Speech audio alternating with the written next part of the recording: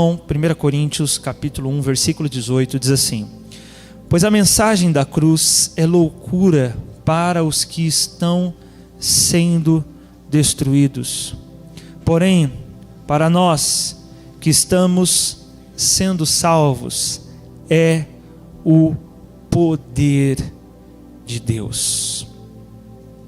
Agora vamos ler o versículo 22. Porque tanto os judeus pedem sinais, como os gregos procuram sabedoria, nós, entretanto, proclamamos a Cristo crucificado, que é motivo de escândalo para os judeus e loucura para os gentios. Eu vou ler de novo esse versículo. Nós, entretanto, proclamamos, diga, a Cristo crucificado. Vamos agora para o 24. Todavia, para os que foram convocados, tanto judeus como gregos, Cristo é o poder de Deus e sabedoria de Deus. Paulo está descrevendo aqui nesse texto a maneira como, as diferentes maneiras como diferentes pessoas reagiam à mensagem. Ele diz que alguns judeus reagiam à mensagem da cruz com escândalo, se escandalizavam. Os gregos achavam loucura, mas para os que foram convocados, essa mensagem provoca uma outra reação. A ênfase que eu quero destacar aqui, irmãos, é qual é a reação causada em você com a mensagem da cruz. Como nós reagimos a essa mensagem? Isso diz muito sobre nós. A maneira como reagimos à mensagem do Evangelho diz mais sobre nós do que sobre o Evangelho. Às vezes nós podemos achar que há um problema na mensagem. Eu não vibrei, eu não reagi como deveria, porque a mensagem não foi tão boa assim. Mas às vezes a minha reação de indiferença diz mais sobre mim do que sobre a mensagem. E é disso que Paulo está falando. A maneira como as pessoas reagem à mensagem diz muito sobre elas. E ele diz que os que consideram a mensagem da cruz loucura, assim a consideram porque estão sendo destruídos. Vamos ler de novo o versículo 18, ele diz: pois a mensagem da cruz é loucura para quem, irmãos? Para os que estão sendo destruídos. A mensagem da cruz, ela não causa reação positiva no coração dos que estão no caminho da destruição. Por isso a expressão sendo destruídos. Por isso a minha maior preocupação como pastor de uma igreja local é essa mensagem não mais impactar os corações. É nos acostumarmos à mensagem da cruz, ao ponto dessa mensagem não provocar mais reação alguma em nós. Ao ponto de, quando ouvirmos sobre a crucificação de Jesus, nós tratarmos isso como algo comum. Isso aí eu já sei. Quem não sabe que Jesus foi crucificado? Quantas são as pessoas que já ouviram? Irmãos, a maioria das pessoas podem não ter escutado sobre o reino de Deus, sobre o milênio, sobre a ressurreição, mas a crucificação de Jesus, eu tenho certeza que quase, pelo menos 90% do povo, pelo menos aqui na nossa nação, já escutou. Sim ou não, gente? Mas isso tem causado reação nos corações? Saber disso tem causado reação no coração das pessoas? Isso é perigosíssimo, porque isso é uma evidência de que essas pessoas estão no caminho da destruição, e a prova disso é que a mensagem da cruz não lhes causa reação. Eles se tornam indiferentes a ela. E isso pode acontecer conosco. Quando Jesus estabelece a ceia, Ele a estabeleceu para que isso não acontecesse, para que nós não permitíssemos nos esquecer do que Ele fez, ou pior, lembrarmos do que Ele fez, mas não honrarmos o que Ele fez, considerarmos como algo comum. Sobre isso, eu vou colocar na tela o texto do profeta Isaías, no capítulo 35, versículo 8, ele diz assim: ali haverá uma estrada, um caminho, que será conhecido por caminho de santidade. Aqui pode ser inclusive, de onde Jesus tenha dito: eu sou o caminho. O profeta Isaías havia profetizado sobre esse caminho de santidade que surgiria. Então Yeshua vem dizendo: eu sou o caminho. Olha só, um caminho que será conhecido por caminho de santidade. Os impuros não passarão por ele.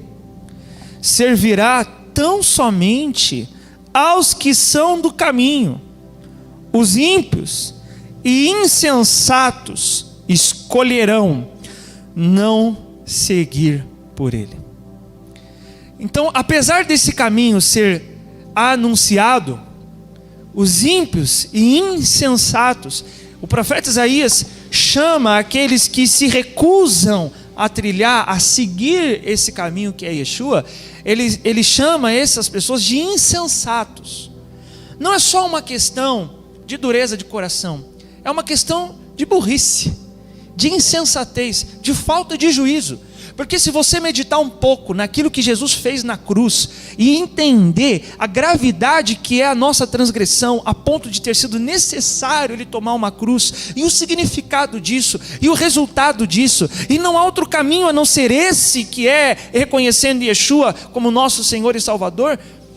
As pessoas que tomam conhecimento disso, mas ainda assim escolhem não seguir por esse caminho, é porque são ímpios e insensatos. E elas não conseguem trilhar por esse caminho. Por isso, você está aqui hoje ouvindo a mensagem da cruz, já é motivo de alegria, porque isso é sinal que você pertence a esse caminho. Porque muitos ouvem a respeito da mensagem, mas nem todos enxergam nessa mensagem o que de fato ela carrega. Por isso Paulo fala: os judeus querem sinais, os gregos querem sabedoria, mas nós pregamos Cristo crucificado. Há quem diga: mas Jesus está ressuscitado, Jesus ressuscitou. Eu não creio num Jesus crucificado. Nós até muitas vezes criticamos os católicos que carregam uma cruz com Jesus preso nela, dizendo: mas o meu Jesus não está na cruz. É verdade, irmãos, o nosso Cristo não está na cruz, mas nós precisamos sempre nos lembrar que Ele foi para a cruz, amém? Ele está ressuscitado, mas o fruto veio através da cruz. Muitas coisas são fruto não da ressurreição, mas da sua cruz, e nós vamos falar disso hoje. Muito dos frutos gerados em Cristo são resultado da sua cruz. Por isso Paulo, ele enfatiza: sim, Jesus ressuscitou, e ele mesmo vai declarar isso em 1 Coríntios 15. Ele diz: nós cremos que Jesus ressuscitou, Ele apareceu para nós e para mais 500 pessoas que testemunharam a ressurreição dele. Mas ele continuava enfatizando: sim, Jesus está ressuscitado, mas o Cristo que nós pregamos ainda é o Cristo crucificado. Por quê, irmãos? Porque o centro da mensagem do Evangelho está na cruz, no que Ele fez nela. Toda a Bíblia aponta para aquele evento. Lembra quando Moisés levanta uma serpente de bronze e quem olhava para a serpente era curado? Jesus fala: o Filho do Homem será levantado como Moisés levantou a serpente. Aquela serpente já estava apontando para a cruz, que ele seria levantado e quem olhar para ele seria curado, que na cruz ele traria cura. Em Gênesis, quando Adão peca, acende a luz lá de fora, Luiz, eu acho que ficou apagado. Em Gênesis, quando Adão peca, Deus traz juízo à serpente, mas ele também traz uma promessa. Ele vai dizer à serpente que a descendência da serpente, olha só, irmãos, presta atenção, você está aí ou não? Nós temos um estudo sobre isso, quem sabe eu trago isso de novo um domingo. Estou até pensando em 2023 a gente começar estudo de domingo. De domingo, porque aí pega todo mundo, não tem como você correr. Quinta-feira a gente às vezes não tem aquele, é mais corrido, né? O pessoal está mais na correria. Enfim, Deus vai dar a direção. Mas lá em Gênesis, Deus, quando foi trazer juízo à serpente, ele disse: haverá inimizade entre a sua descendência, falando da descendência da serpente, e o descendente da mulher. Aí ele fez uma promessa à mulher, dizendo o seguinte: porque ele, o descendente da mulher, né, a serpente picará o calcanhar, né, você lhe picará o calcanhar dele, e ele pisará em sua cabeça, esmagará a sua cabeça. E isso é uma promessa para a mulher, que embora ela pecou, dela viria um descendente que traria redenção, que traria cura. Por isso que a palavra serpente, machia, no hebraico tem o mesmo valor numérico, que é o Messias, esse descendente, que viria para esmagar a cabeça da serpente. Ela picou o calcanhar dele, é uma referência à cruz, quando ele foi cravado em seus pés, mas ali ele esmaga a cabeça da serpente. Veja, já em Gênesis, uma alusão à cruz. Apocalipse diz que os salvos são aqueles que têm os seus nomes escritos no livro do Cordeiro, que foi morto antes da criação do mundo. Desde a criação do mundo. Então, irmãos, todo o palco estava preparado para a cruz de Jesus. A cruz não foi o plano B. A cruz foi o plano inicial de Deus. Porque embora sabendo que Adão pecaria, ele sabia que o seu filho obedeceria e por meio dele haveria redenção. Amém? Esse é o plano de Deus, sempre foi. A cruz de Jesus é a mensagem central. Então, embora Jesus esteja ressuscitado, nós não podemos esquecer do que ele fez aonde? Na cruz. E trazer sim à nossa memória Cristo crucificado, como Paulo enfatiza em 1 Coríntios 1,18. Porque ali na cruz, frutos são gerados. Eu vou colocar aí na tela o capítulo 53 de Isaías, que fala, meus irmãos, sobre o Messias. Olha só, eu vou colocar aqui em outra tradução. Vou passar um pouco aqui para frente, por causa é muito versículo. Vou ler o versículo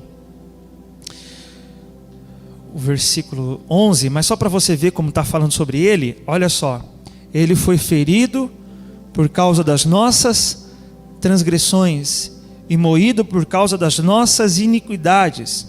O castigo que nos traz a paz estava sobre ele, e por suas pisaduras fomos sarados. Está falando de quem aqui? O Isaías está falando de quem, irmãos? De Yeshua.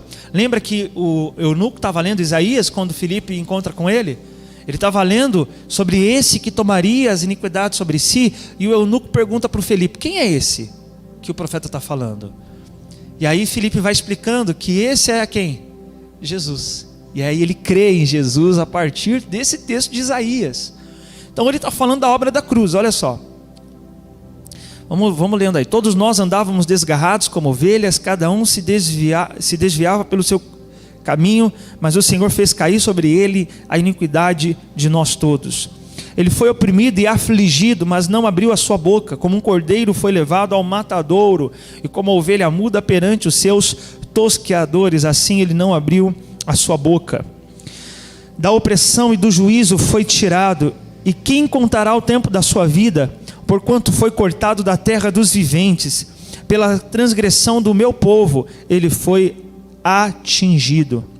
E puseram a sua sepultura com os ímpios, e com o rico na sua morte, ainda que nunca cometeu injustiça, nem houve engano na sua boca. Todavia, ao Senhor agradou moê-lo, fazendo-o enfermar. Quando a sua alma se puser por expiação do pecado, verá a sua posteridade, prolongará os seus dias, e o bom prazer do Senhor prosperará na sua mão. Então ele vem falando da crucificação, e olha o versículo 11: ele verá o fruto do trabalho da sua alma e ficará satisfeito. Com o seu conhecimento, o meu servo justo justificará a muitos, porque as iniquidades deles levará sobre si. Vamos repetir o começo do versículo? Diga: ele verá o fruto do trabalho da sua alma e ficará satisfeito. Qual é o trabalho que traria fruto ao Messias, que traria fruto a Jesus? O trabalho que ele vem descrevendo desde o início do capítulo 53, a cruz. Ele vem descrevendo a crucificação, só que ele conclui dizendo: ele verá o fruto desse trabalho. Ou seja, a cruz produz frutos. Há frutos gerados na crucificação de Yeshua. Por isso ele mesmo fala: se o grão de trigo não morrer, ficará só, mas se morrer, produzirá muitos frutos. Jesus enfatizou isso em João. Ou seja, a crucificação dele é o que traz frutos. Pastor, e quais são os frutos produzidos através da cruz? Nós vamos discorrer por muitos versículos. Agora que eu estou controlando o telão aqui, irmão, agora já era. Agora eu não dependo mais de ficar esperando você abrir aí a Bíblia. Então eu vou passear aqui na Bíblia. Mas eu quero voltar primeiro lá em 1 Coríntios 1, de ler novamente o versículo 18. Você está com a Bíblia aberta aí, né? Você pode até acompanhar.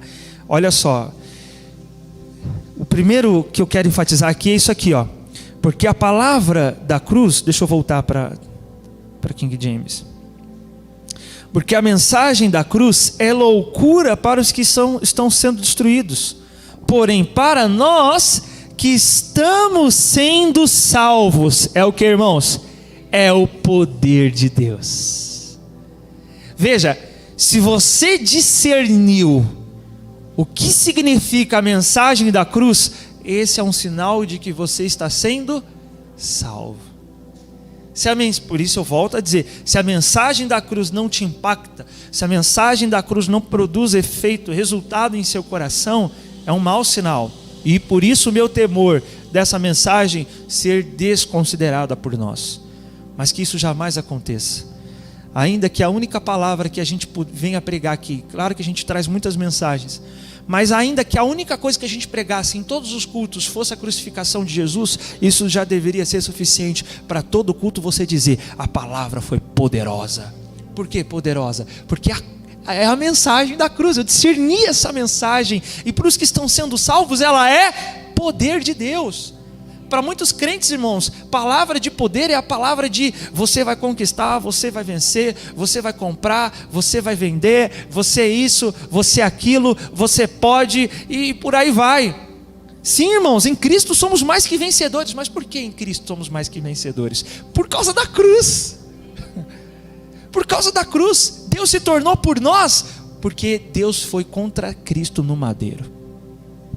Ele se opôs ao pecado que era nosso na cruz. Enfim, eu vou chegar lá. Mas a mensagem da cruz, a princípio, o fruto gerado pela cruz é poder. Poder, que poder é esse, pastor? Por isso nós temos que discernir que o que estamos fazendo aqui não é qualquer coisa. Sempre venha com o seu coração, sabe, vibrando para poder tomar a ceia, participar da ceia. Como isso não é mandamento, né? Não é mandamento.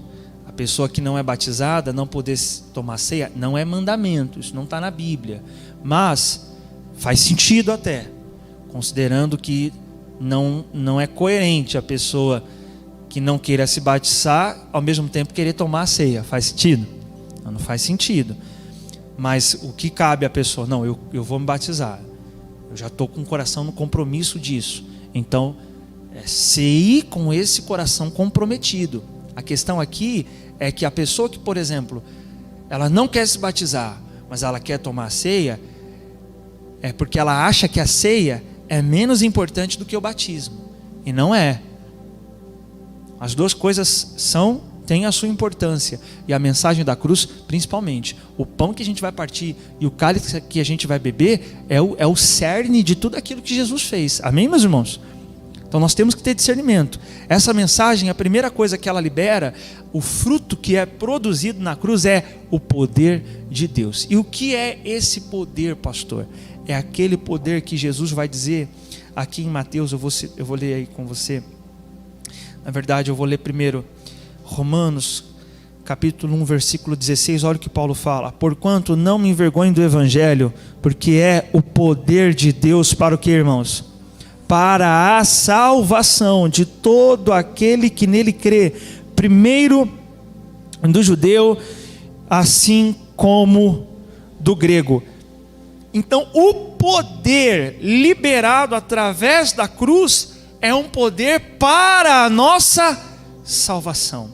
A cruz, Yeshua foi para a cruz a fim de conceder a nós poder para sermos salvos. Irmãos, o poder liberado na cruz não é um poder apenas para questões terrenas, como as bênçãos que recebemos. Nós já vamos falar delas também. Mas a princípio, o poder liberado na cruz sobre nós é um poder para a nossa salvação. Olha o que os discípulos perguntam a Yeshua, aqui em Mateus 19, versículo 24. E lhes digo mais: é mais fácil passar um camelo pelo fundo de uma agulha do que um rico entrar no reino dos céus. Ouvindo isso, os discípulos ficaram atônitos, sabe? Com medo mesmo. Meu Deus, quem então vai ser salvo? Eles perguntaram: sendo assim, quem pode ser salvo? Alguns poderiam responder: o pobre, né? Já que o rico não vai ser, o pobre vai ser, então eu estou garantido. Não, a questão aqui não é a riqueza. A questão aqui é o apego. Eu não vou entrar na questão do rico. Quero que você observe essa pergunta dos discípulos: quem pode ser salvo? E eles perguntaram isso preocupados. Olha a resposta de Yeshua. Mas Jesus, fixando o olhar neles, revelou-lhes: isso é impossível aos seres humanos, mas para Deus todas as coisas são possíveis. Irmãos, a nossa salvação seria o quê? Impossível a nós. Então não tinha jeito. Não tinha salvação. E é justamente isso. Estávamos sem salvação. Impossível. Mas Deus tornou possível a nossa salvação na cruz. Porque na cruz Deus manifesta o poder para a nossa salvação. Por isso, a ênfase dos apóstolos de que ninguém é salvo por outra forma a não ser pela crucificação de Cristo. Em Atos 15, surgiram algumas pessoas dizendo que o poder da salvação residia na circuncisão. Veja, eu vou citar com você o que aconteceu, a discussão lá de Atos 15. Ela é muito presente nos textos do Novo Testamento. Alguns homens que haviam descido da Judéia passaram a ensinar aos irmãos: se não vos circuncidardes conforme a tradição instituída por Moisés, de forma alguma podeis ser salvos. Então, para alguns, o poder da salvação estava na circuncisão, que é aquele processo cirúrgico pelo qual os homens israelitas passavam, onde havia a remoção do prepúcio masculino. Eles acreditavam que só quem foi circuncidado estava salvo. O poder da salvação residia na circuncisão. Embora isso não seja difundido muito hoje em dia, isso é aplicado de diferentes maneiras. Em alguns lugares as pessoas acreditam: quem não está nessa igreja não está salvo, só é salvo quem faz parte dessa igreja. Há igrejas que acreditam que só há salvação ali, E por mais que existam outras igrejas, outros trabalhos, outros ministérios, esses outros trabalhos e ministérios estão perdidos. Só quem faz parte daquele movimento está salvo. Isso é semelhante ao que esses irmãos diziam sobre a circuncisão. Ou qualquer outra questão, irmãos. Qualquer prática que seja atribuída a poder de salvação é estar negligenciando o que Jesus fez. Como os apóstolos vão resolver isso? Olha só, eu vou ler o versículo 5 que diz assim: entretanto, alguns do grupo religioso dos fariseus que tinham crido, levantaram-se protestando: é necessário circuncidá-los, que é a circuncisão dos gentios, e ordenar-lhes expressamente que observem toda a lei de Moisés. A questão aqui não é que eles deveriam ou não observar a lei, isso não era discutido. A discussão nunca foi se a lei é válida ou se ela foi anulada. Essa discussão não existia, porque Jesus não veio anular a lei. A discussão era o que vai ser exigido dos gentios a respeito da lei. O que eles, até onde eles têm que ir? Para os fariseus, os gentios tinham que cumprir quantos por cento da lei? Toda a lei, 100%. O que então envolve a circuncisão. Aí vamos lá. Diante disso, os apóstolos e os presbíteros se reuniram para deliberar sobre a questão imposta. Depois de um grande debate, Pedro tomou a palavra e ponderou-lhes: irmãos, vós sabeis que desde há muito Deus me escolheu dentre vós, para que por meu intermédio ouvissem os gentios a palavra do evangelho e crescem. O primeiro apóstolo dos gentios foi Pedro, não foi Paulo. E Deus, que conhece os corações, testemunhou em benefício deles, concedendo-lhes o Espírito Santo, da mesma forma como o deu a nós. E não fez qualquer distinção entre os gentios e nós outros, purificando o coração deles pela fé. Agora, pois, por que quereis tentar a Deus, colocando sobre as costas dos discípulos uma carga que nem nossos antepassados e nem nós mesmos conseguimos suportar? De modo algum cremos que somos salvos pela graça do nosso Senhor Jesus, exatamente do mesmo modo que os gentios também. Diga a glória a Deus. Pedro era judeu, Pedro era circuncidado, Pedro procurava cumprir a lei, mas ele entendeu: eu não estou salvo porque fui circuncidado, eu não estou salvo porque sou judeu, eu não estou salvo porque cumpro a lei, eu estou salvo pela graça. O poder de Deus para a salvação veio na cruz de Cristo. Diga amém, meus irmãos. Veio na cruz de Cristo. Então está tudo liberado, não preciso fazer nada. A questão não é essa. Como é que resolveu então a questão aqui em Atos 15? A discussão vai ser concluída dizendo que sim, os gentios devem cumprir a lei, mas não toda a lei. Foram exigidos 4 mandamentos, que é a imoralidade sexual, se abster da idolatria, do assassinato e da carne sufocada. E os outros mandamentos? Eles disseram que na medida em que eles fossem aprendendo, eles iam praticando. Quer ver? Ó? Deixa eu chegar aqui nesse texto.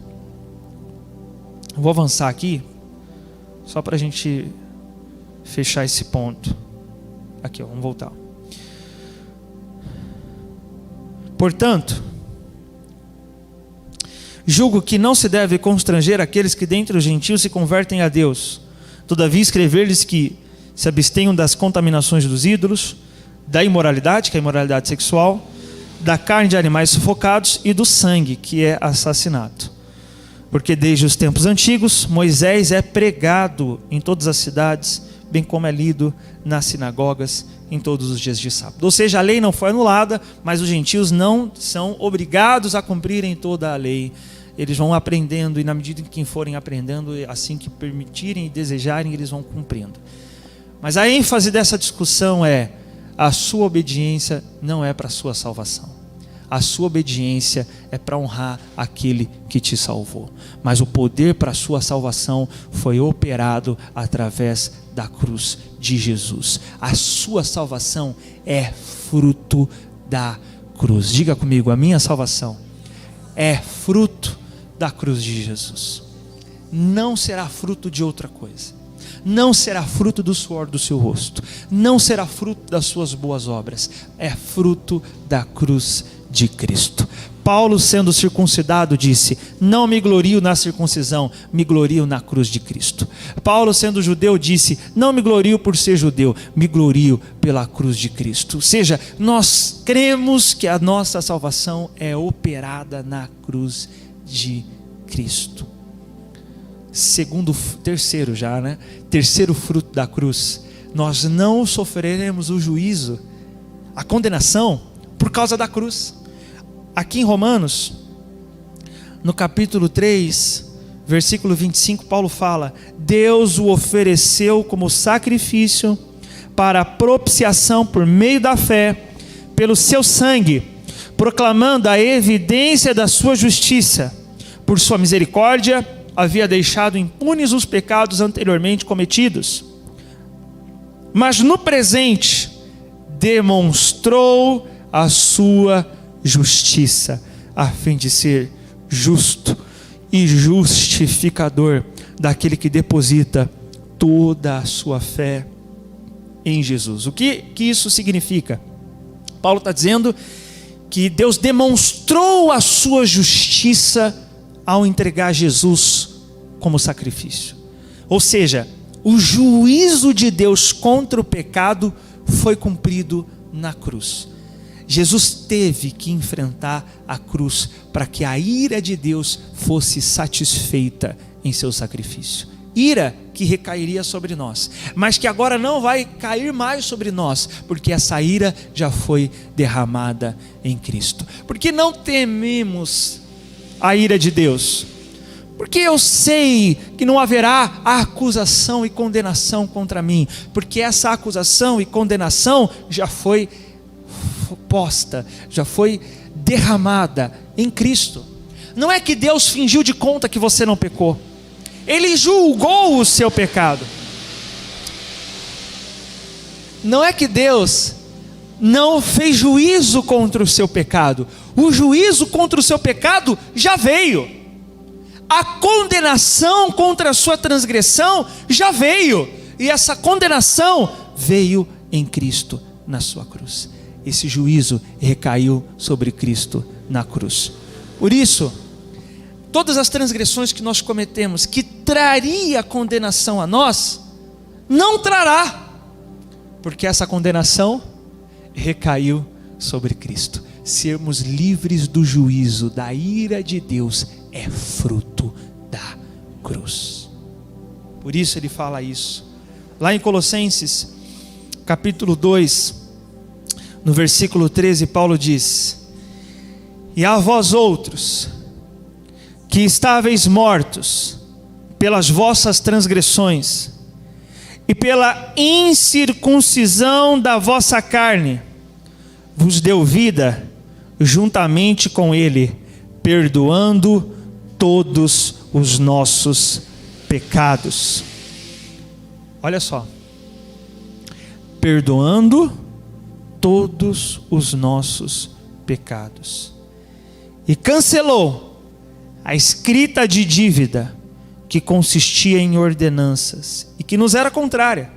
Ele a removeu completamente, pregando-a na cruz. Observe que no versículo 13 ele fala de um perdão, e no versículo 14 ele fala de uma dívida. Esse perdão é semelhante a alguém que teve uma dívida perdoada. E que dívida é essa? Eu em dívida com Deus? Sim. Deus te deu a vida, Deus te deu fôlego, Deus te deu um corpo, Deus te deu uma família, tudo que Deus te deu, o ar que Ele te deu.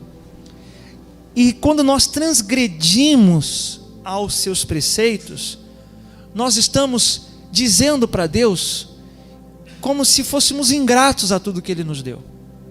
Ó, o Senhor nos deu tudo, o Senhor nos deu vida, o Senhor nos deu fôlego, o Senhor criou o mundo para nós, mas a gente não liga para tudo isso e desobedecemos a Deus. Então isso nos coloca em dívida com Deus. Cada transgressão é uma dívida que é somada contra você. Então essas ordenanças que nos traz dívida é todos os preceitos da lei que nós não cumprimos. Não é que Ele cancelou a lei, Ele cancelou a dívida que a lei trouxe. Então eu descumpri um preceito, aquilo deve ser de alguma forma redimido. Um judeu, por exemplo, que transgredisse alguns dos preceitos, para quitar sua dívida, um animal tinha que ser morto. Mas se a dívida fosse impagável, ele tinha que derramar o seu próprio sangue como método de quitar aquela dívida. Então as nossas transgressões, elas se assemelham a um escrito de dívida que vai somando. Por isso, Yeshua cita a parábola de um homem que chega diante de um rei endividado. O rei lhe diz, sabendo que não poderia pagar sua dívida, o rei diz: então você vai ser lançado ao cárcere, sua família e os seus filhos serão vendidos como escravos. E ele entra em desespero. Ele clama pela misericórdia do rei, e é dito que o rei lhe perdoou sua dívida. Essa é uma referência a todos nós que transgredimos, e cada transgressão nossa é uma dívida acumulada contra nós. Na cruz, o que acontece com essa dívida? Deus cancela. Mas Ele cancela não pelo fato de ter esquecido, mas Ele cancela porque Cristo pagou. Ele pagou. Irmãos, Paulo vai dizer isso. Olha o que Paulo fala em Romanos, capítulo 4, no versículo 25. Ele diz: Ele foi entregue à morte. Para o que, irmãos? Pagar todos os nossos pecados. Então, os nossos pecados são essas dívidas que requeriam preço para ser pago. É dito, Ele foi entregue à morte para pagar todos os nossos pecados e ressuscitado para a nossa completa justificação. Diga: o preço da minha salvação está pago. Quem pagou foi Cristo, irmãos. Ele foi entregue à morte para pagar todos os nossos pecados. Na cruz, na condenação por crucificação, era comum ser colocado no madeiro um escrito contendo os crimes do criminoso, que estava ali sendo julgado, sendo condenado. E era feito isso porque era quase que uma atração. As pessoas iam assistir, porque muitos criminosos de fato eram crucificados. Então as pessoas, por saberem que se tratava de criminosos, elas celebravam. Aquilo era um evento. Então eles iam lá: deixa eu ver esse daqui, por que ele está aqui na cruz? Aí estava lá o escrito aqui, o escrito dos crimes que ele cometeu. Paulo usa isso como exemplo para dizer que na cruz também tinha um escrito contendo dívidas, crimes, na cruz de Jesus. Mas os crimes contidos ali no escrito em sua cruz não eram os crimes que ele cometeu, eram os crimes que nós cometemos. Mas os mesmos cravos que transpassaram as mãos de Jesus, cravaram também esse escrito de dívida que era contra nós, e essa dívida foi paga. Por isso ele diz: perdoando os nossos pecados. O perdão, diga: o perdão é fruto da cruz. Se você, por algum motivo, veio a tropeçar no pecado, você pode estar convicto de que há perdão de Deus para você nessa noite. E o fruto, e esse perdão é fruto da cruz. Deus vai te perdoar não é porque você está aqui. Deus vai te perdoar não é porque você fez uma oferta. Deus vai te perdoar não é porque você fez um jejum. Deus vai te perdoar não é porque você vai subir um monte de joelho para pagar a promessa. Deus te perdoa porque o seu perdão é um dos frutos da cruz de Cristo. Nada que eu faço seria suficiente para merecer esse perdão. E por isso ele fala, Paulo fala em Colossenses: perdoai uns aos outros como ele vos perdoou. É necessário liberarmos perdão porque ele perdoou as nossas transgressões. Olha o que Davi fala, Paulo vai citar Davi aqui no versículo 7 de Romanos 4. Olha que tremendo. Como são felizes as pessoas que têm suas transgressões perdoadas, cujos pecados são cancelados. Bem-aventurado aquele a quem o Senhor jamais cobrará o preço do pecado. Você é bem-aventurado, porque o preço do seu pecado foi cobrado na cruz e não vai ser cobrado de você. Você é feliz por isso? E será que a gente se alegra por isso? Será que nós celebramos isso? Eu sou feliz porque o Eterno não vai cobrar o preço do pecado que eu cometi. Esse preço foi cobrado na cruz. Por isso o perdão é fruto da cruz. Por isso, ainda aqui em Romanos, mas agora no capítulo 5, versículo 1, Paulo diz: havendo sido justificados pela fé, temos paz com Deus, por meio do nosso Senhor Jesus Cristo. Uma vez crendo que estamos perdoados e que o preço dos nossos pecados estão pagos, agora temos paz com Deus. Não tem mais aquele... Eu me lembro, inclusive, no dia em que eu retornei ao Eterno, eu estava em pecado, eu estava nos vícios, eu estava no mundo, e eu não tinha essa paz com Deus. Eu tinha medo. Eu tinha medo de morrer e ser condenado. Eu tinha medo do Eterno cobrar o preço das minhas transgressões. Eu tinha medo. Eu não tinha coragem de chegar diante de Deus e orar a Ele, por saber na condição em que eu estava. Aí eu clamei em nome de Jesus. Mas agora que eu estou reconciliado, que o preço do meu pecado foi cobrado em Cristo, agora que eu sei que o escrito de dívida que eu tinha foi cancelado na cruz, e que eu estou perdoado pelo sangue de Cristo, agora eu tenho paz com Deus. Agora eu posso orar sabendo que o Pai me ouvirá, porque eu tenho paz com Ele. Agora eu posso estar tranquilo por saber que Deus é por mim, não mais contra mim. Paulo vai dizer isso aqui, ainda em Romanos 5, agora no versículo 10, ele fala assim, ora, se quando éramos o quê? Inimigos. Inimigos de quem? De Deus. Já discerniu isso? Será que a pessoa que está vivendo aí no profano, no pecado, nas transgressões, vivendo como se Deus não existisse, tem consciência que ela está como inimiga de Deus? Será que ela tem consciência que Deus é contra ela? Estar como inimigo de Deus é ter Deus contra mim.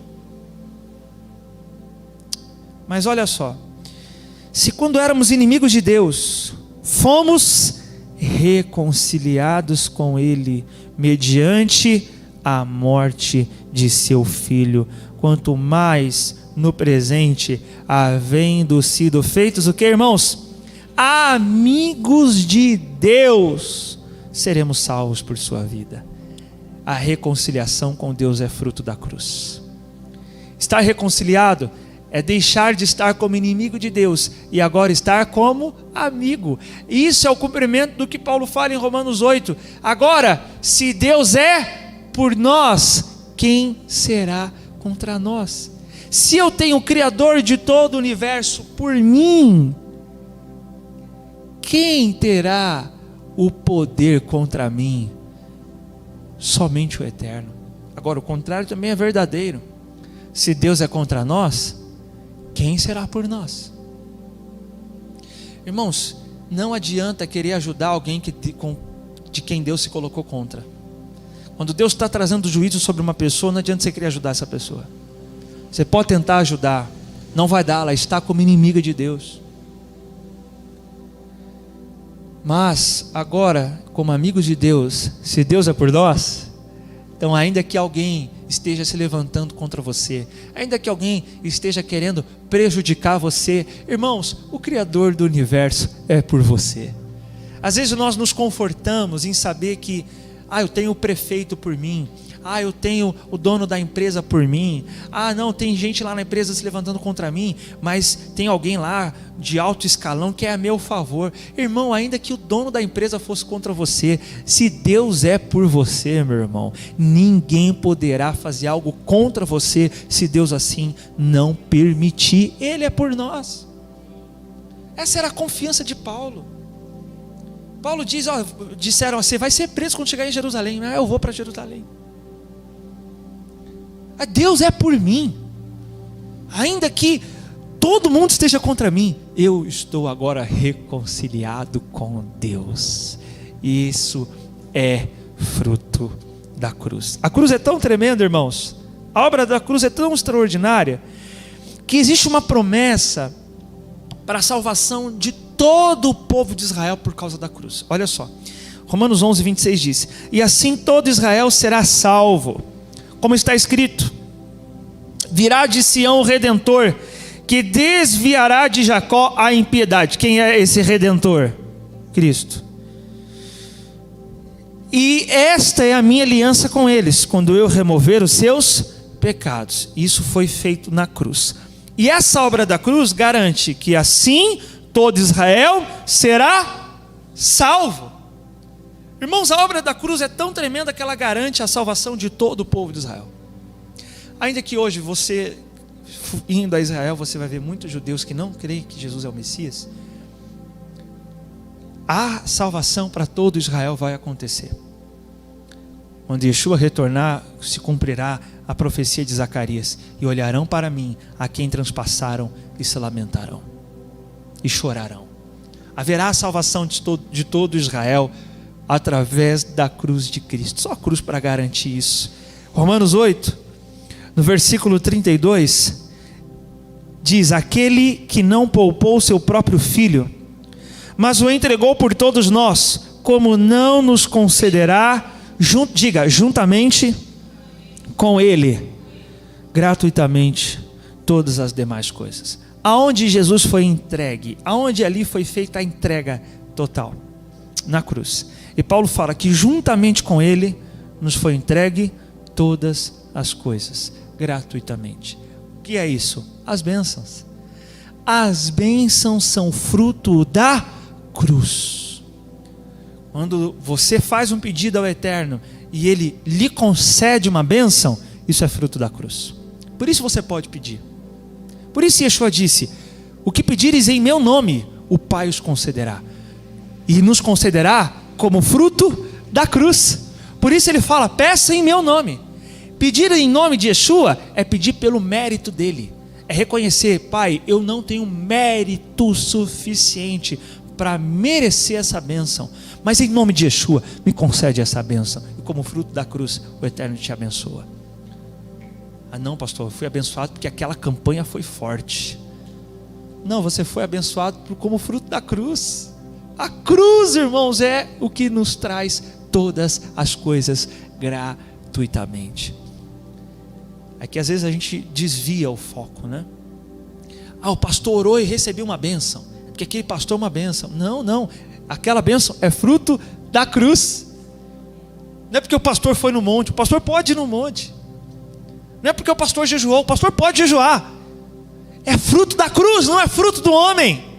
Quando Pedro diz a um homem paralítico, levanta e anda, e as pessoas acreditaram que era ele. A resposta dele foi, não foi por minha santidade, foi pelo nome de Jesus a quem vocês crucificaram.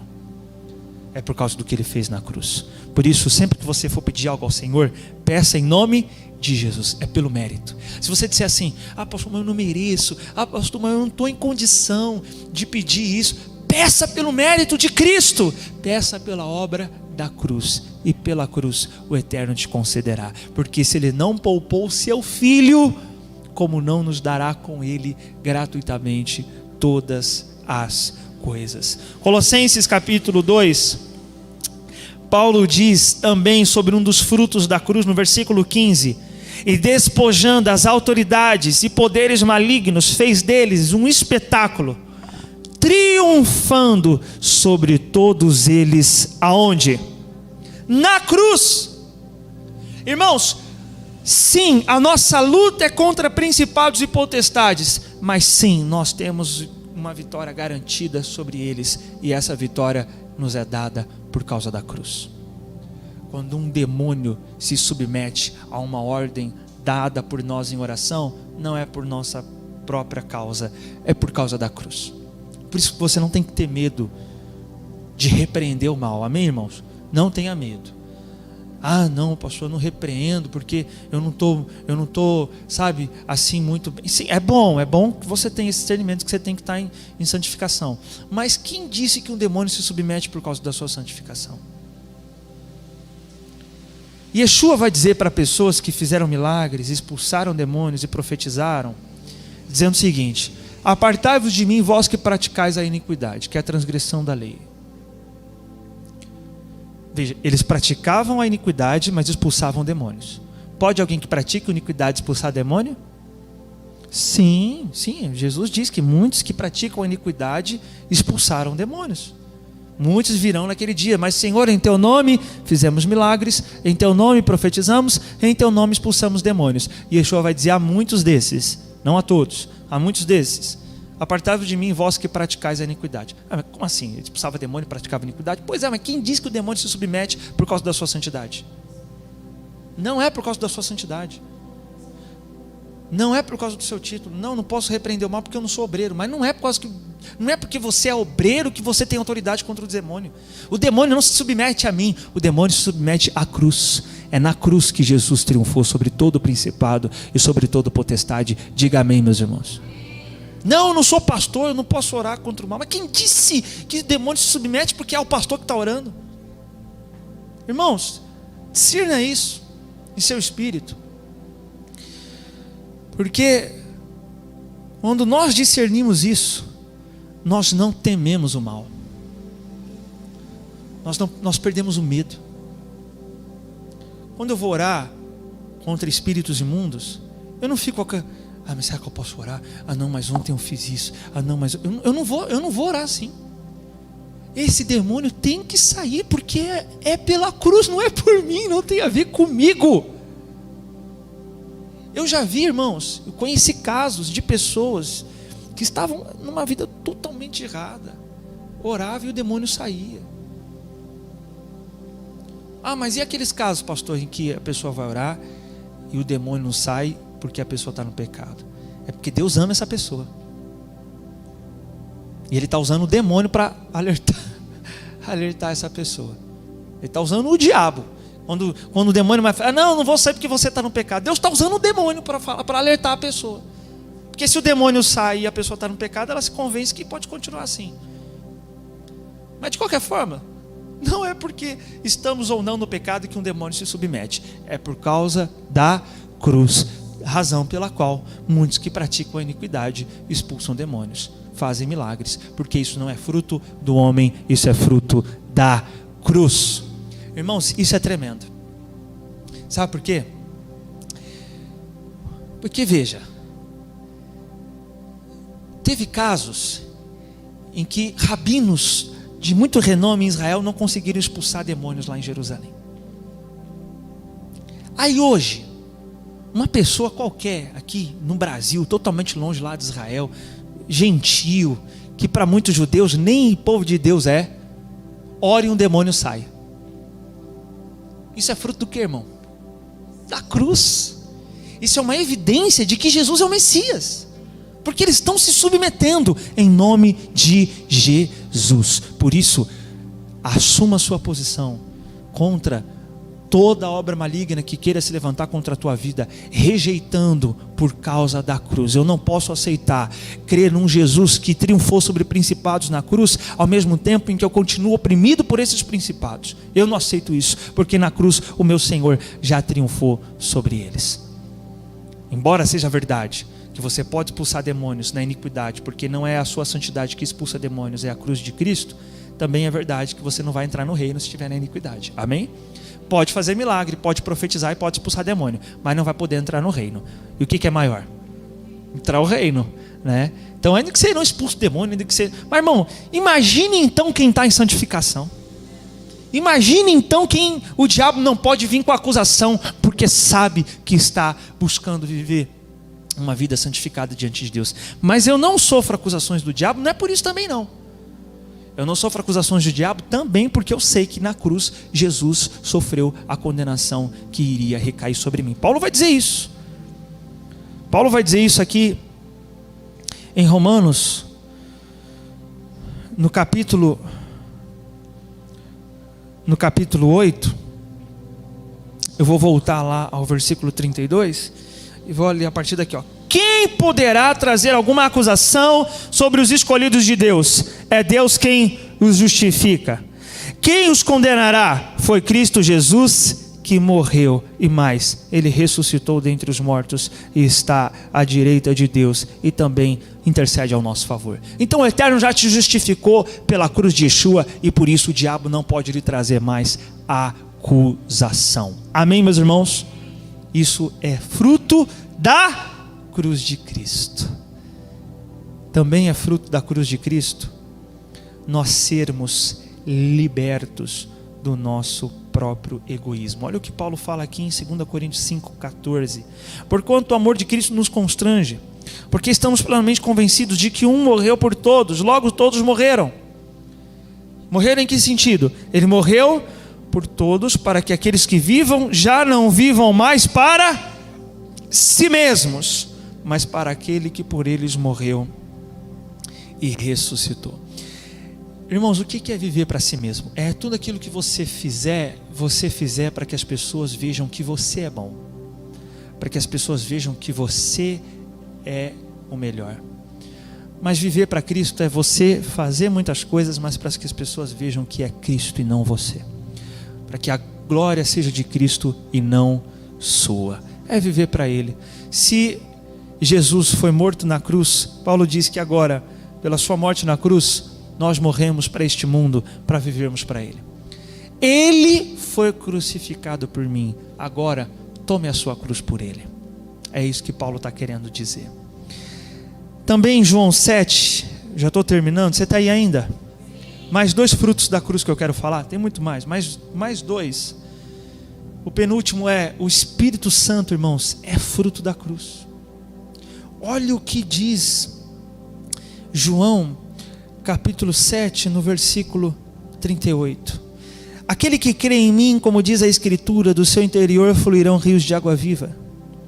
Mas ele se referiu ao Espírito, que mais tarde receberiam os que nele crescem, pois o Espírito Santo, até aquele momento, não fora concedido, porque Jesus não havia sido ainda glorificado. Ou seja, ele não tinha ainda passado pela sua crucificação. Por isso as pessoas não poderiam receber o que, irmãos? O Espírito Santo. Isso é tremendo, porque o contexto aqui de João 7 é a festa onde é feita a busca pelo Espírito Santo. Havia uma cerimônia chamada de Rosh Hashanah, que era o derramar das águas, onde se buscavam águas do tanque de Siloé, e derramava-se diante do altar no templo, e Jesus, e nesse derramar de águas, era uma busca, um pedido a Deus pelo Espírito Santo. E no último dia da festa, Jesus fala isso: ó, quem tem sede, vem a mim e beba, porque do seu interior fluirá um rio de água viva. Eles estavam ali buscando o Espírito Santo, mas por que não podiam receber? Porque Jesus não havia ainda sido glorificado. Olha o que Paulo vai dizer sobre isso em Gálatas, capítulo 3, no versículo 13, ele vai dizer assim: foi Cristo quem nos redimiu da maldição da lei, quando a si próprio se tornou maldição em nosso lugar, pois como está escrito: maldito todo aquele que for pendurado no madeiro. Ó, mais um fruto da cruz aqui, a libertação da maldição. Amém, irmãos? Isso é fruto da cruz. Ele se fez maldito em nosso lugar ao ser levado ao madeiro. Mas olha o que ele continua dizendo: isso aconteceu para que a bênção de Abraão chegasse também aos gentios em Jesus Cristo, a fim de que recebêssemos a promessa do Espírito Santo pela fé. Por que nós recebemos o Espírito Santo? Porque Jesus foi para a cruz. Quando eu vejo alguém recebendo o Espírito Santo, eu sei que isso não é fruto da reunião de busca do Espírito Santo. Isso é fruto da cruz. Isso é fruto não de um jejum feito em busca ao Espírito Santo. Isso é fruto da cruz. Claro, se Jesus já foi para a cruz e agora nós podemos receber o Espírito Santo, o que eu vou fazer então? Eu vou buscar. Se quando o Espírito Santo não podia ser derramado, as pessoas já buscavam, quanto mais agora que a cruz já foi tomada por Cristo e que nós podemos receber o Espírito Santo por causa da cruz. É importante você entender isso para você não atribuir o seu recebimento do Espírito Santo a alguma coisa. Eu recebi o Espírito Santo porque eu fui lá naquele monte. Aquele monte lá é poderoso. Vá lá que você vai receber o Espírito Santo. Então o Espírito Santo é fruto do monte? Não, o Espírito Santo é fruto da cruz. Você recebeu porque você estava buscando. Mas esse fruto foi promovido por causa da cruz de Jesus. E para terminar, se você puder, é bom até você abrir na sua Bíblia, Efésios 2. Se você não quiser por causa do horário, pode ficar tranquilo, lê aqui no versículo 11, lê aqui na tela. Portanto, lembrai-vos de que anteriormente eram gentios por natureza, chamados incircuncisão pelos que se chamam circuncisão feita no corpo por mãos humanas. Paulo está falando a nós gentios. E ele vai dizer o seguinte, aos gentios, estáveis, naquela época, vamos ler juntos? Diga, sem Cristo, separados da comunidade de Israel, estranho às alianças da promessa, sem esperança e sem Deus no mundo. Essa é a condição dos gentios. A aliança que o Eterno fez foi com Israel. As promessas que Deus fez foi a Israel. E os gentios, então, sem Cristo, eles estão separados de Israel, sem aliança, sem a promessa, sem esperança e sem Deus. Por que a gente está aqui agora então, falando que a gente tem promessa, que a gente tem aliança com Deus, que nós estamos agora, se alguém nos perguntar, quem é o seu Deus? É o Deus de Abraão, o Deus de Isaac, e o Deus de... Por que agora nós gentios podemos dizer isso então? Olha só, todavia, agora, em Cristo Jesus, vós que antes estáveis distantes, fostes aproximados mediante o sangue de Cristo. Vamos continuar. Porquanto Ele é a nossa paz, de ambos os povos fez um só, derrubando o muro de separação em seu próprio corpo, desfez toda a inimizade. Que eram as ordenanças, as tradições lá da Torá. Presta atenção, irmãos. Ele está falando agora aqui nesse texto ele derrubou um muro de separação. Presta atenção. Ele está enfatizando aqui que agora nós gentios, eu vou colocar aí uma imagem na tela. Ele está dizendo que agora nós gentios podemos dizer que temos aliança com Deus. Ele está dizendo que agora nós gentios podemos ter acesso ao Pai. Ele está dizendo que agora eu posso ler uma promessa que Deus fez a Israel e falar assim, eu tenho o sim nessa promessa, isso é para mim. Isso, irmãos, não poderia ser uma realidade sem a cruz. Presta atenção. Quando Pedro foi entrar na casa de Cornélio, o primeiro gentio a quem a palavra de Deus foi pregada pelos apóstolos, Pedro disse assim lá em Atos 10, olha Cornélio, você sabe que nem na casa de um gentio eu posso entrar. Que vocês gentios, nós gentios, são impuros, segundo a tradição judaica. Mas Deus mostrou para mim que eu não devo considerar impuro aquele a quem Deus purificou. Deus nos tornou, nós gentios, nos tornou puros, aceitos por Deus. Paulo, para você ter ideia, lá em Atos 21, uma confusão surgiu e expulsaram Paulo do templo por acharem que ele tinha levado um gentil para dentro do templo. Irmãos, nós gentios jamais seríamos aceitos. Se nós quiséssemos, por exemplo, buscar o Deus de Abraão, nos diriam, vai lá para Israel. Aí a gente ia chegar em Israel, a gente ia se deparar com isso aí, com um templo lá em Jerusalém. Ah, você quer Deus? Vai lá para o templo. Aí, esse pátio aí enorme, dentro desses muros, é o pátio dos gentios. Que é essa parte maior. Ali no canto direito está o templo, também cercado por muros. A gente poderia entrar naquele pátio maior ali, o pátio dos gentios. Ah, mas eu quero acessar mais, porque a presença de Deus se manifestava ali dentro do templo, ali naquele meinho, ali dentro do templo. Sabe o que diriam a nós? Você não pode. Ah, por que eu não posso? Porque você é gentil. Dentro desse pátio havia um muro que Paulo chama de muro de separação. Flávio Josefo, que é um historiador datado dessa época, relata sobre esse muro, dizendo o seguinte, eu vou citar o comentário de Josefo. Havia uma divisão feita de pedra, sua construção era muito elegante, sobre ela ficavam pilares em distâncias iguais entre um ao outro, anunciando a lei de pureza, em grego e em outras letras romanas, dizendo que nenhum estrangeiro deveria entrar no santuário. E essas pedras, irmãos, foram encontradas, essa é a foto de uma delas, tem inscrições em aramaico aí nelas, e está escrito o seguinte: nenhum estrangeiro tem permissão de entrar na balaustrada em torno do santuário e do pátio. Quem for pego será responsável por sua decorrente morte. Se um gentil quisesse se arriscar e entrar ali naquela parte do meio ali do templo, entrar um pouco mais ali para dentro, ele seria morto. Mas agora cá estamos nós, entre as nações, somos gentios e dizemos: o Deus de Abraão, o Deus de Isaac, o Deus de Israel é o meu Deus. E dizemos: eu tenho aliança com esse Deus. E dizemos: as promessas desse Deus agora são para mim. E dizemos: eu posso agora ter acesso a esse Deus. Isso é fruto do quê? Isso é fruto da cruz.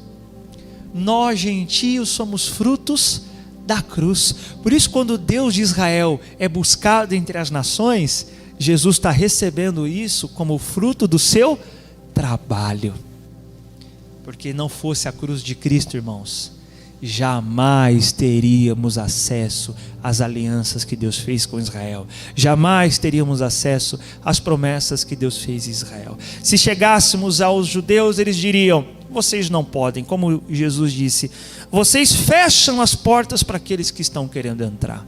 Mas quando Yeshua está na cruz e ele brada: está consumado, a terra tremeu, o véu rasgou-se de cima a baixo, e Hebreus diz que isso foi Jesus abrindo um caminho pelo qual agora nós podemos adentrar, não apenas ao pátio exterior, nós podemos adentrar ao Santo dos Santos, pelo caminho inaugurado em Cristo Jesus. Diga amém, meus irmãos. Isso é fruto da cruz.